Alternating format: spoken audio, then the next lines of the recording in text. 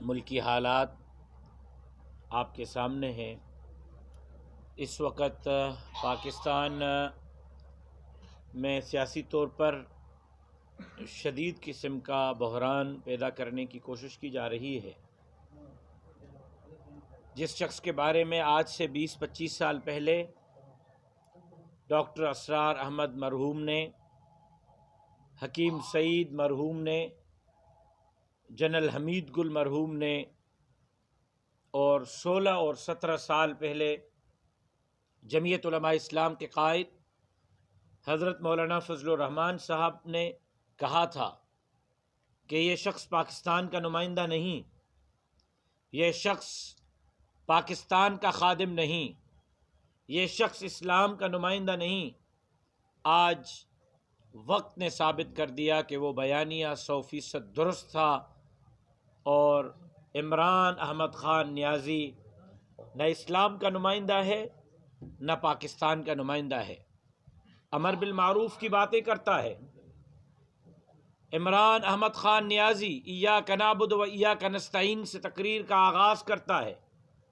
عمران احمد خان نیازی مدینے کی ریاست کی باتیں کرتا ہے، لیکن یہ کیسی مدینے کی ریاست، یہ کیسا امر بالمعروف، یہ کیسا ایاک نعبد و ایاک نستعین کی تلاوت ہوتی ہے؟ اسی کنٹینر پر قرآن کی آیات لکھی جاتی ہیں اور اسی پر میوزک چلتی ہے، ڈھول اور تھاپ پر دختران قوم ناچتی ہیں، اور اسی کنٹینر سے اسلام کے منافی، قرآن کے منافی اقدامات کیے جاتے ہیں۔ یقیناً عمران احمد خان نیازی، جس نے کہا کہ مجھے امریکہ کی سازش پر اقتدار سے نکالا گیا، آپ نے دیکھا کہ فرلانگ مارچ میں اس شخص نے 5 دن تک امریکہ کا نام نہیں لیا۔ اپنے پورے 5 دن کے تقریروں میں یا وہ مولانا فضل الرحمان صاحب کو گالیاں دیتا رہا، یا جناب میاں محمد نواز شریف اور شہباز شریف صاحب کو گالیاں دیتا رہا، یا جناب آصف علی زرداری کو گالیاں دیتا رہا۔ اگر سازش امریکہ نے کی تھی تو امریکہ کا نام کیوں نہیں لیا؟ اگر سازش امریکہ نے کی تھی تو امریکہ کے خلاف تقریریں کیوں نہیں کی؟ جن کے خلاف آپ تقریریں کر رہے تھے، جن کا نام لے لے کر آپ گالیاں دے رہے تھے، ہم تو کہتے ہیں کہ ہاں ہم نے تمہارے خلاف تحریک چلائی۔ پاکستان کے سیاسی قوتوں نے تمہیں اقتدار سے نکالا ہے۔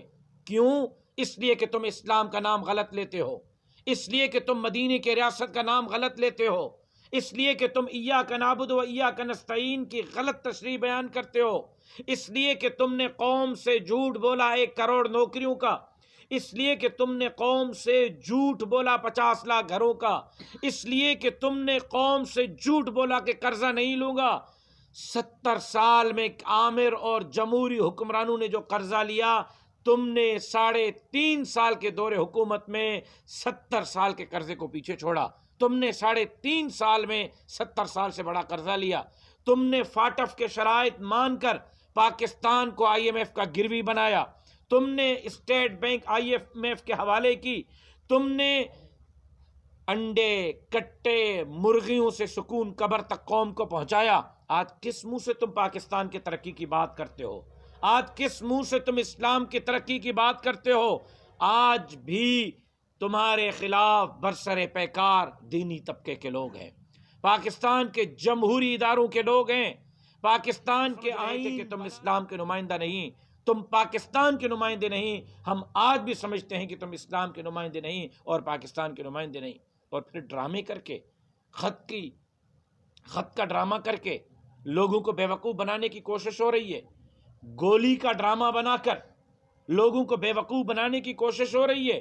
جب گولی کا واقعہ ہوا، سب سے پہلے مذمت جمعیت علماء اسلام کے قائد مولانا فضل الرحمان صاحب نے کی، اور دوسرے نمبر پر مذمت میں نے کی، کیونکہ ہم نے جنازے اٹھائے۔ مولانا فضل الرحمان صاحب پر 3 خودکش حملے ہوئے، مولانا عبدالغفور حیدری صاحب پر خودکش حملہ ہوا، اکرم خان درانی پر خودکش حملہ ہوا، مولانا اسد محمود صاحب پر حملہ ہوا۔ ہم نے شہید ڈاکٹر خالد محمود سمرو کا گولیوں میں چھلنی جنازہ اٹھایا۔ ہم آج بھی اپنے بخت اللہ پہوڑ کو ڈھونڈ رہے ہیں، ہم آج بھی اپنے شہداء کے قاتلوں کو ڈھونڈ رہے ہیں، ہمیں نہ اپنے زندہ ساتھی ملتے ہیں، نہ شہیدوں کے قاتل ملتے ہیں، نہ ان کو سزا ملتی ہے۔ تم کس منہ سے گولی کی بات کرتے ہو؟ لیکن عجیب گولی ہے کہ دائیں اور بائیں کھڑے ہوئے لوگوں کو تو منہ میں لگتی ہے، دائیں اور بائیں کھڑے ہوئے لوگوں کو تو بازو میں لگتی ہے، لیکن وہ عمران احمد خان نیازی کے قدموں میں گر جاتی ہے۔ یہ کیسی گولی ہے کہ ڈاکٹر کہتا ہے کہ ایک گولی لگی ہے وہ بھی چھوتے ہوئے گزری ہے، جب پلستر باندھا جاتا ہے تو ایک ٹانگ پہ، جب اپنے ہی شوکت خانم ہاسپٹل میں پہنچتا ہے تو کہتا ہے 4 گولیاں لگی ہیں، دونوں ٹانگوں میں لگی ہیں۔ آج وہ شخص جو کل تک سیاستدانوں کے خلاف بول رہا تھا، جو کل تک مولانا فضل الرحمان صاحب کے خلاف بول رہا تھا، جمہوری جماعتوں کے خلاف بول رہا تھا، آج وہ شخص افواج پاکستان کے خلاف بول رہا ہے۔ جس کی کل تک وہ تعریف کر کر کے نہیں تھکتا تھا، آج اس افواج پاکستان کے D G I, D G C, chief of army staff کے خلاف بول رہا ہے۔ اگر ہماری فوج نہیں ہوگی پھر کس کی فوج ہوگی؟ فوج کے ساتھ تو ڈنگے کی چوٹ پر نظریاتی اختلافات ہم نے کیے ہیں، لیکن دائرہ کار کے اندر رہتے ہوئے کیے ہیں۔ سب سے زیادہ شاید فوج کے لیے ناقابل قبول آج بھی کوئی جماعت ہے وہ جمعیت علماء اسلام ہے، لیکن ہم نے اس آئین کو بنایا۔ مولانا مفکر اسلام مفتی محمود رحمۃ اللہ علیہ نے اس ملک کے آئین کے تخلیق کار میں ہیں۔ ہم کسی صورت اس ملک کی سالمیت کے ساتھ کسی کو کھیلنے کی اجازت نہیں دیں گے۔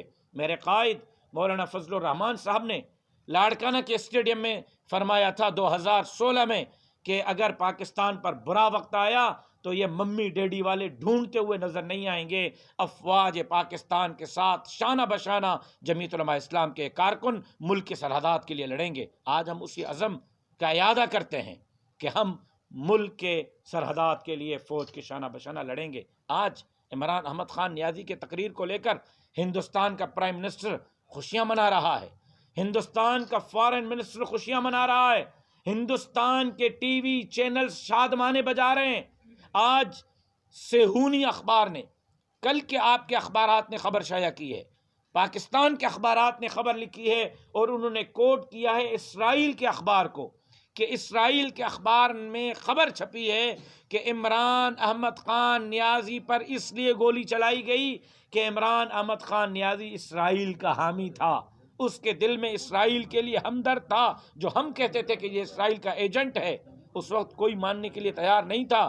آج خود اسرائیل کے اخبارات یہ مان رہے ہیں، آج خود اسرائیل کے اخبارات اس بات کے معترف ہیں کہ عمران احمد خان نیازی اسرائیل کا ہمدرد ہے۔